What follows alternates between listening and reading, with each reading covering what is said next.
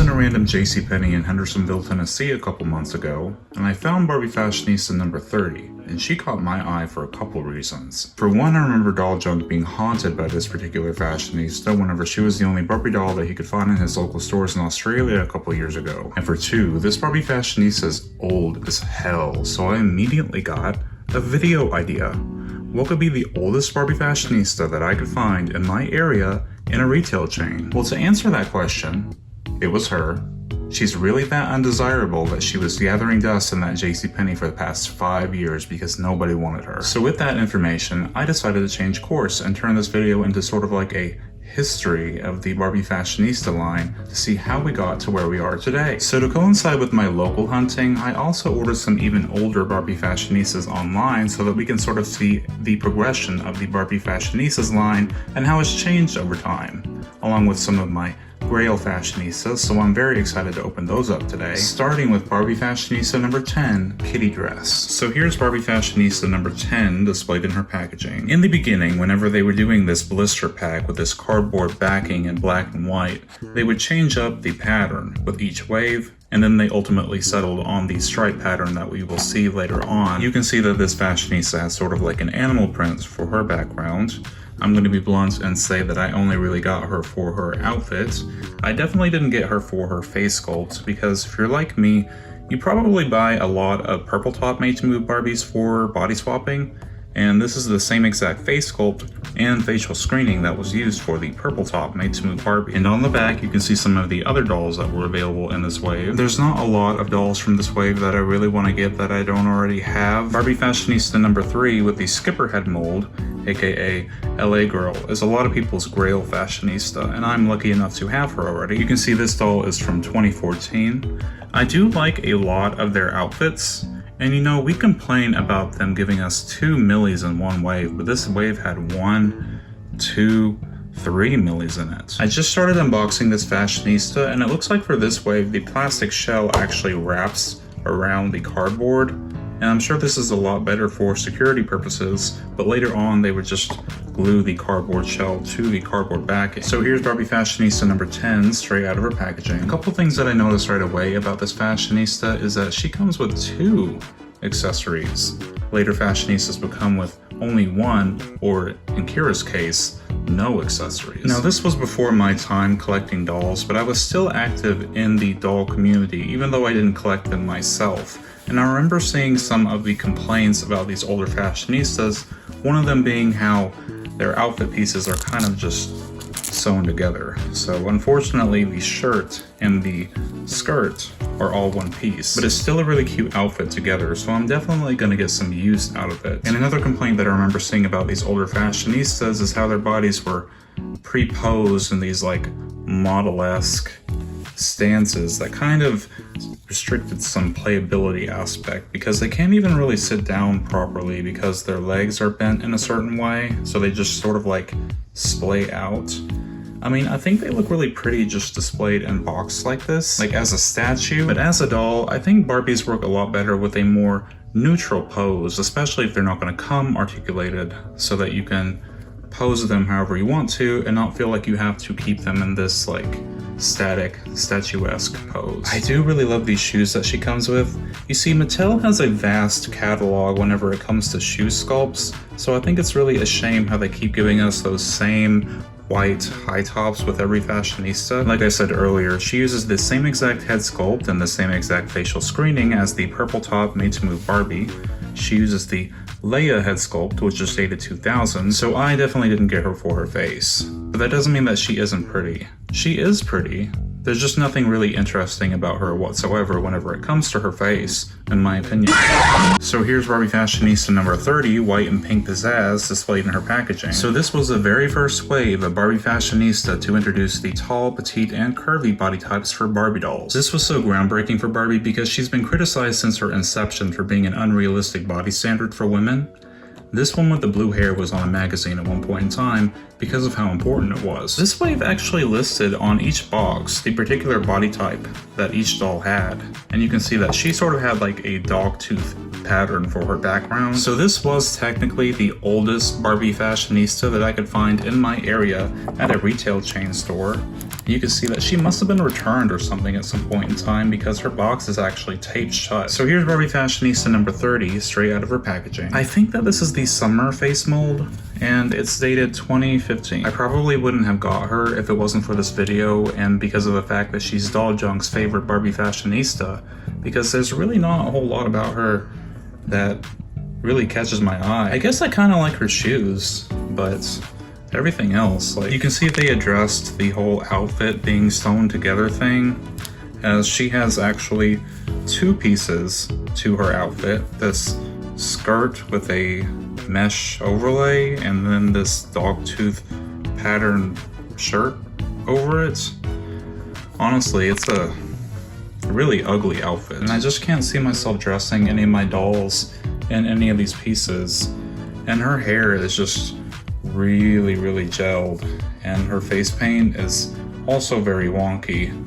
There's just not a whole lot of good stuff to say about this doll. This guy, on the other hand, so here's Ken Fashionista number 5 hip hoodie displayed in his packaging. Mattel introduced a lot of new head molds in this wave, and I really wish that they would reuse some of these head molds on some different fashionistas. This guy is from 2016, so that means that it's been at least 5 or 6 years since we've seen a Ken with this head mold. Andrea Wilson from Andrea Dolls Ahoy let me know of sort of a controversy regarding this face sculpt, which might allude to why they haven't reused this face sculpt on a Barbie Fashionista since this one, because it was based off of a real-life supermodel. Now, I did pay a pretty penny for this guy, especially compared to what he originally retailed for, but I definitely have seen him up for more online. I found him at a toy store that we have here in Nashville called Totally Rad Toy House, and I tried to trick the cashier into selling him to me for $7.99 by telling her that I found him at Walmart for retail price. But she was too powerful. You can see the back of his box has this very simple black and white stripe pattern, probably to allude to the original Barbie's black and white swimsuits. Whenever they first started doing the Kens in the Fashionistas line, they had their own numbering system, so they were separate to the Barbie dolls. So he's technically Ken Fashionista number 5, but he's from 2016, so this is really where he appears chronologically in the order of these dolls. So here's Ken Fashionista number 5 straight out of his packaging. This is, in my opinion, one of the most handsome Ken dolls ever released. I actually love him so much that I have 2 of him at this point, and my original one is on an articulated Fresh Squad body. Unfortunately, there isn't a made-to-move Ken body in his skin tone yet.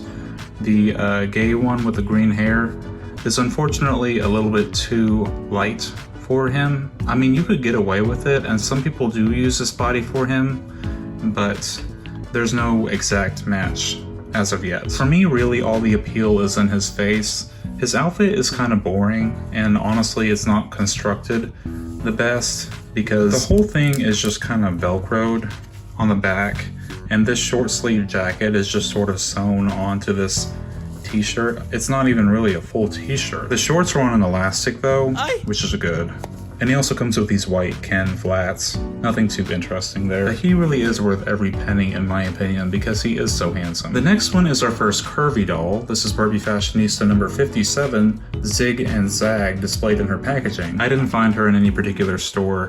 This is another one of my eBay purchases for this particular video because she is one of my Grail Fashionistas because of her unique face sculpt. You can see that the design on the inside of her box is like this triangle pattern. And it actually says that she is a curvy doll on the front of her box, and she is from the same exact wave as the hip hoodie Ken. This is whenever I was thinking about getting into collecting Barbies, but I know myself, and I know I have an obsessive personality, and once I start something, I can't stop. And look at where we are today. So here's Barbie Fashionista number 57, straight out of her packaging. Like I said, this face sculpt is specific to this particular doll. It's dated 2016, the same year that this wave of Fashionistas came out, and it has been used since. I think that's a real shame because it's a really pretty face mold. I really love her big smile. I just kind of wish that she had more of a neutral lip color. She's got these molded on cornrows on the side, and the rest of her hair is rooted in this really pretty brown and blonde blend, and it's kind of chunky because it's got some product in it, but that's okay. I'll be able to wash it out. She's really, really pretty. Look how sweet she looks. Why don't they reuse this face sculpt? And I also really love the accessories that she comes with. She has this really pretty black triangular necklace and these really pretty black shoes that I don't think we've seen in a long time. And her dress is really pretty too. I think it looks really good with her skin tone. It's just like, the base is purple, and then it's got these like red and pink and blue stripes all over it, like sort of a geometric pattern. It velcros in the back and also has some ribbon tied around her neck to keep it up on her chest. Unfortunately, we don't have a made-to-move curvy option for her in her skin tone, but if you wanted to give her a made-to-move body, she would match the original sized made-to-move wheelchair Barbie with the skipper face sculpt. Now this next Barbie is really special. This is Barbie Fashionista number 60, patchwork denim, displayed in her packaging. You can see I found her at a random Kohl's a couple months ago for $9.99. That's going to be a reoccurring theme with a lot of these older fashionistas that I found.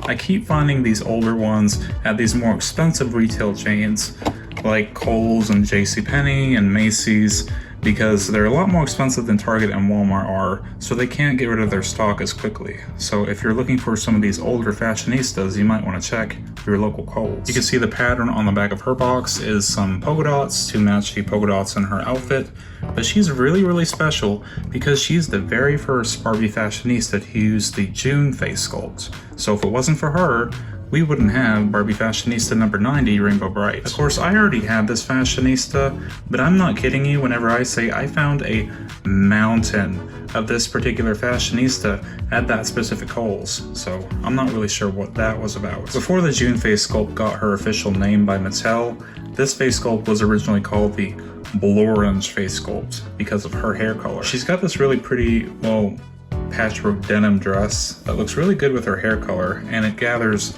around the waist. She shares a lot of the same accessories that Rainbow Bright came with, including her white watch and the same exact pair of white high tops. Because they had so many of her at that particular Kohl's, I bought a couple of her for repainting purposes, so stay tuned. This one's box is in the roughest shape out of all of them. This is Barbie Fashionista number 65, powder pink lace. I found her at the same JCPenney that I found the Pink and Pizzazz Barbie at, and she doesn't even have a plastic shell anymore. I'm not sure what happened to it. I'm not sure if some kid ripped it off in one of the aisles, but they were trying to sell her for full price, and I went to customer service and got a good deal on her, but that should definitely say something about the upkeep in that particular store. So here's Barbie Fashionista number 65 displayed out of her packaging. She uses the Goddess face sculpt, which is dated 2001, but it's the modified for Playline version where it's bigger than the original Goddess face sculpt, and it's also less defined, especially around the eye ridges. I remember whenever this Fashionista first released and seeing people on Instagram comparing her face sculpt to the original Goddess face sculpt. I think I remember some people comparing her head to a potato, just because of how smooth and undefined it is compared to the original Goddess head sculpt. But Mattel still wants to refer to this as the Goddess head sculpt, but I think it all has to do with how the eyes are stamped on now. But I only really got her for the outfit. I mean, it's gray, it's pastel, it is 2 pieces too, so that's good.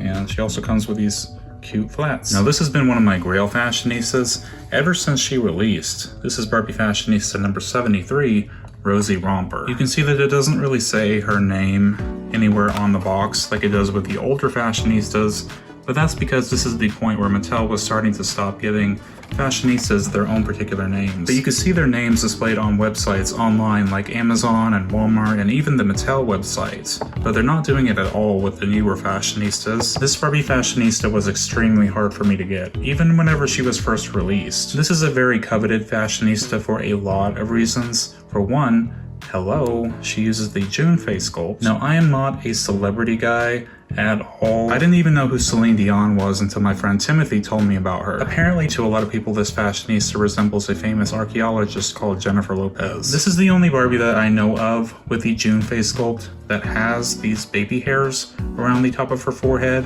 so that definitely makes her unique. But unfortunately, that's just another thing that I have to worry about whenever I'm thinking about alignment. You see how much lower her baby hairs are on this side of her face compared to this side of her face?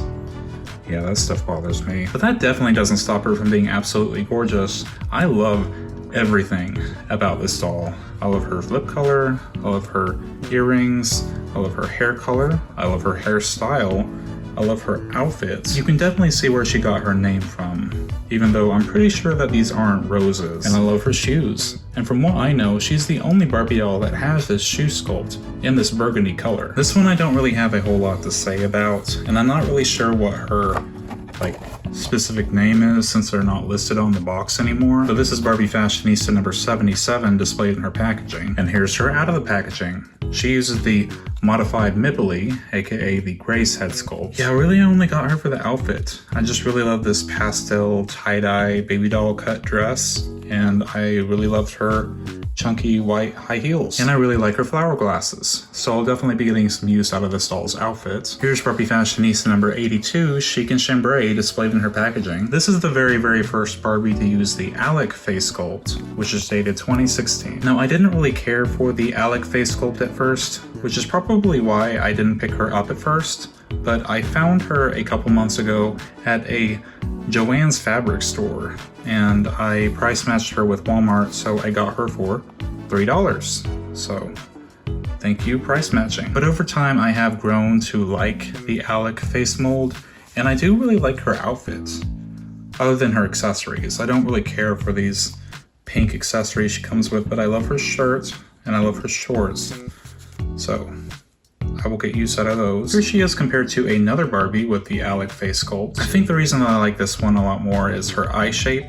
They just look a lot more friendly to me than this one that has a lot thicker eyeliner. Here's Barbie Fashionista number 91 displayed in her packaging. This Barbie is very special as she was released alongside Rainbow Brite and is the very first albino Barbie. But I think the reason why I didn't pick this doll up whenever she was new is just because her outfit turned me off so much. And I guess I just didn't think about how cute she could look redressed, and I hate sports so much. So I guess that this doll having a sports related top turned me off so much that I didn't buy her. And her skirt really isn't anything to write home about either, and honestly this isn't my favorite shoe sculpt for Barbie, but I think that she has a really cute face mold. This was actually the first doll to use this face sculpt. It's dated 2017, which was the year she was released, so a lot of people refer to this face sculpt as the albino face sculpt. But it was really cool that they released this doll alongside Rainbow Brite because they have a really good contrast beside each other. Here's Barbie Fashionista number 109 displayed in her packaging. You can see at this point they sort of settled on this striped geometric pattern for the backdrop on these cardboard backed Fashionistas, as the rest of the ones that we have here today with the cardboard backing use this pattern. I found her at Walmart and she came like this, so I'm not sure if she was a return or what happened, but because she was so old, she was only $3. If you don't already have it, I would definitely download the Walmart app so that if you see one of these older Fashionistas in store, you can scan their barcode and see how much they're selling for at your particular store. I'm not 100% positive, but I'm pretty sure that this is the summer head sculpt. It is dated 2011, and I can't really say why I didn't get this Fashionista whenever she was new. I mean, she's got a really cute face, she's got this really pretty baby pink hair with these really pretty blue eyes, and you can see her darker roots poking out under her pink hair. You can see that they also gave her some really cute pink blush along with some light pink lips. And her outfit is cute. I mean, I don't know if I would keep her in this, but it's two pieces with a white over-the-shoulder top underneath and then a brown animal print blouse on top of that has some ruffles on it. It's a really cute outfit, but I want to put her in something blue to match her eyes. And she also comes with this silver bracelet and also these black boots. So there's a lot of positives about this Fashionista, so I don't really have an excuse for not picking her up whenever she was new. And here's Barbie Fashionista number 121 displayed in her packaging. This is a very special Fashionista as she was the first one to have a prosthetic leg. The prosthetic leg is removable, so you can take it off like you can an actual prosthetic leg, which I think is a really cool touch. Part of the reason why I didn't pick this one up new is she's a Fashionista, so she doesn't really have any sort of articulation. And if I were to rebody her on a made-to-move body, I would lose her prosthetic leg. and I don't really think that's fair. And I also don't really care for this particular head sculpt. This is the New Teresa, or the NASA head sculpt, which is dated 2014. I refuse to call this head sculpt Teresa because in my mind, this is Teresa. And her outfit is kind of stupid, and I don't usually care for red lipstick on my dolls because I think it makes them look old. But I got her whenever she went on clearance at Walmart, so I only ended up paying $5 for her, so I couldn't say no to that. If you all follow me on Instagram, you'll know that I found this Barbie at a random Kroger the other day, of all places. This is Barbie Fashionista number 123 displayed in her packaging. I didn't mention it with the last doll, but this is the point whenever they stopped using the plastic shell that had the Fashionistas logo molded into it. I think that's a shame because I really think that the logo being molded into the plastic adds some quality to the presentation. And here's number 123 displayed out of her packaging. I really missed out on this doll because she was the first Barbie to have her hair be these mini braids. And because I waited so long, of course the only one I can find has severe wonk eye. I think this is the Barbie that my Froggy stuff uses as her mini-me. Repainted, of course. I really like her dark lipstick. It kind of reminds me of my mother because my mother always wears this dark purple lipstick. And I love her graphic t-shirts, and I love her bracelet, and I really love her lavender boots. And her skirt is really cute too. I just know this material falls apart over time, so that sort of devalues it to me. And she's yet another Barbie that uses the Alec face mold. So it's awesome how much variation you can get with just one face sculpt. Now this is the only Fashionista that I'm not going to be opening, just because I already have them, and because this Fashionista is really special to me because they remind me of my best friend Sky. I mean, the resemblance is uncanny. So I just wanted to have one that was mint and boxed because it reminds me so much of him. I think it's really just the green hair. Sky always dyes his hair this dark green color. Definitely not this particular shade of green. This is more of like a Oompa Loompa green color, but his green is more like a Hulk green. This Fashionista uses a modified version of the Skipper head mold, which has a side shave and also some rooted green hair up in this swirly updo. There's a lot of varying opinions with this Fashionista. Personally, I love them. I love it whenever Mattel has a kind of weird looking Fashionista in their collection. I wish more people were down for that so they do it more often. So here's Barbie Fashionista number 127 displayed in her packaging. This is known as the Unicorn Believer Barbie because of her shirt.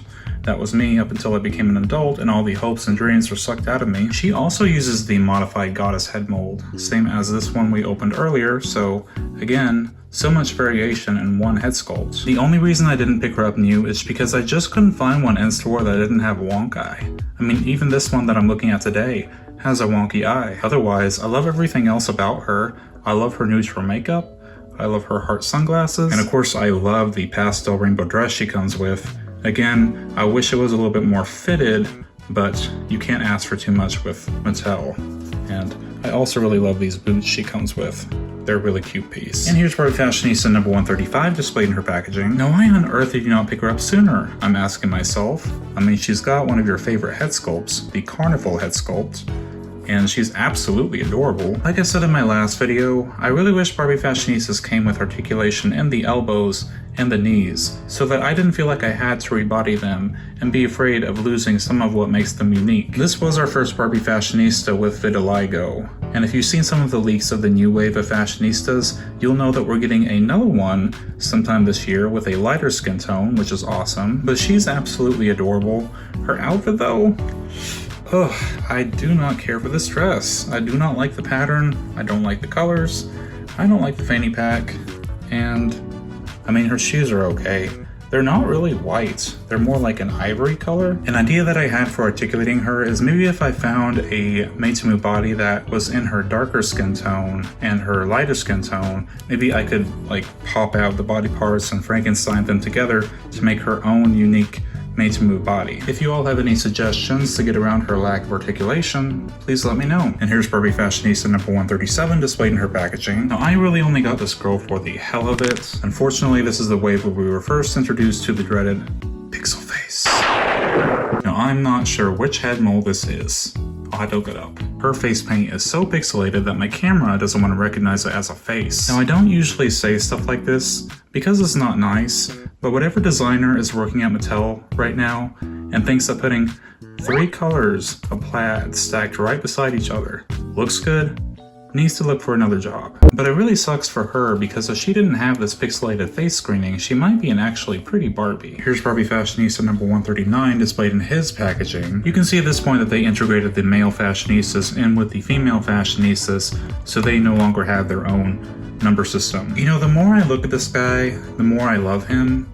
The only reason that I didn't pick him up is because I felt like his face sculpt was kind of bland, and I only really wanted to get him for the outfits, but honestly, I really like his gray eyes and I love his ginger hair. And of course it's nice to have another head option for the pale BMR 1959 with the man bun. He's got this really cute yellow shirt on with this funky cartoon pattern on it. It velcros in the front, and he also has some shorts on underneath. They're a light blue color and they velcro on the back. So two really good outfit pieces, and he also comes with these white flats.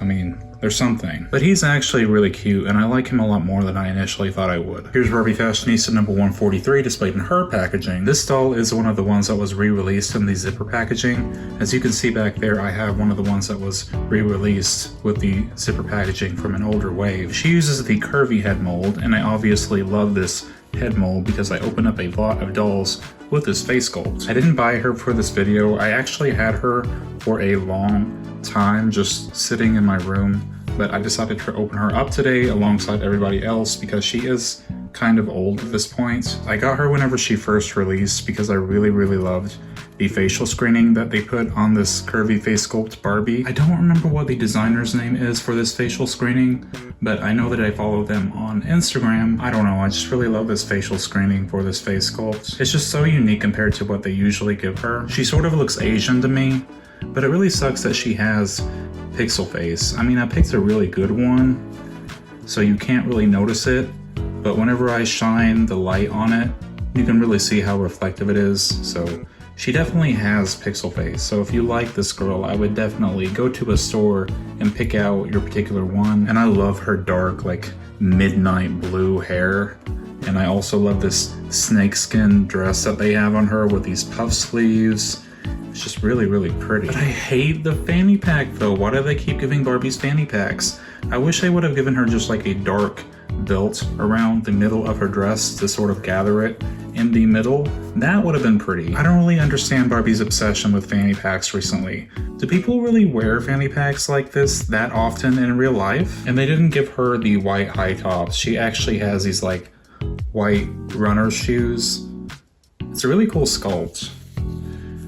I mean, the Mattel shoe sculpts have so much detail in the sculpting. I just really wish that they would go to the extra effort of putting just a little bit of paint detail in there. Like that buckle could have been painted gold, the bottom could have been painted a different color, like something. But this is a beautiful doll, and I am so happy to have her. Here's Barbie Fashionista number 146 displayed in her packaging. She is the second one to come with a prosthetic leg.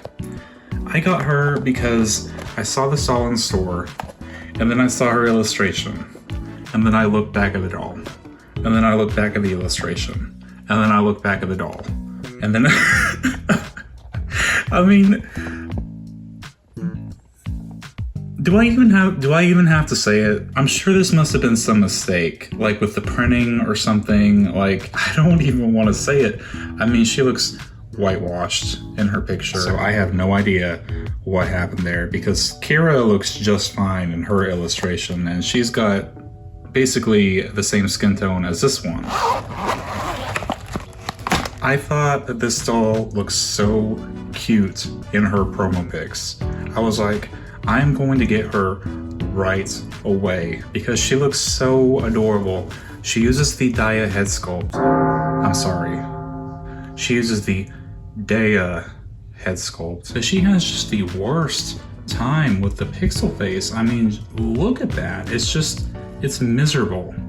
It's sad, really. I mean, because her paint just looks so faded on her, especially compared to June has a darker skin tone than she does, and you can make out her facial screening just fine. But with this one, her face paint just looks really fuzzy and faded. I just feel like this doll suffers a lot from the way that they printed on her face. I mean, you can see how reflective the blushing is on her cheeks because they obviously used the same method for the blushing as well.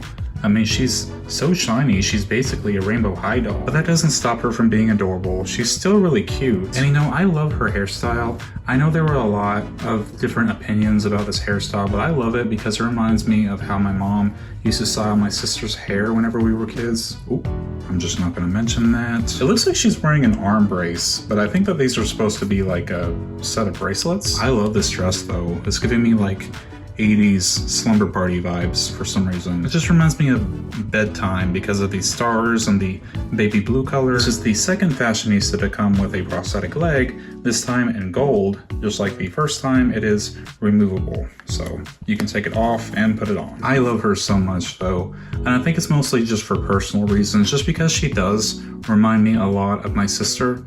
My sister isn't black, she's half Chippewa Indian, so her skin is darker than mine, but it's not this dark. Just because of her face sculpt and how her hair is styled, I mean, I'm sure I'm not the only one that has a Barbie that really reminds them of somebody that they know in real life. And here's Barbie Fashionista number 147 displayed in her packaging. This was a very, very popular Barbie Fashionista because a lot of people loved this new Barbie head mold. Currently, we don't have a definitive name for this head sculpt. A lot of people have been referring to this as the Kardashian head sculpt. Like I said, not a celebrity guy, so I don't know the names of all the Kardashian characters, so I'm just going to treat them all as the same entity because they might as well be. And the only reason anybody gives a rat's ass about them anyway is because they're rich and powerful.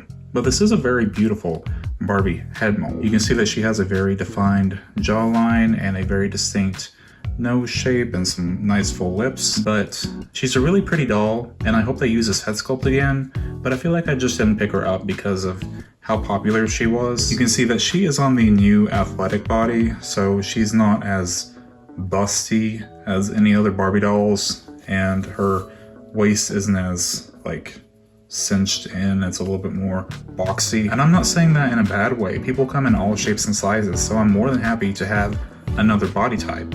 But that's just another body type for me to have to wait for a made to move option for. Her dress is really ugly, whatever, everybody's buying her for the face anyway, and she has this really pretty medallion gold necklace and also these really cool orange shoes. So I really like her accessories, and she was one of the few dolls from this wave that was lucky enough to not suffer from the pixel face screening method. And speaking of pixel face, here's Barbie Fashionista number 149 displayed in her packaging. You can see she uses the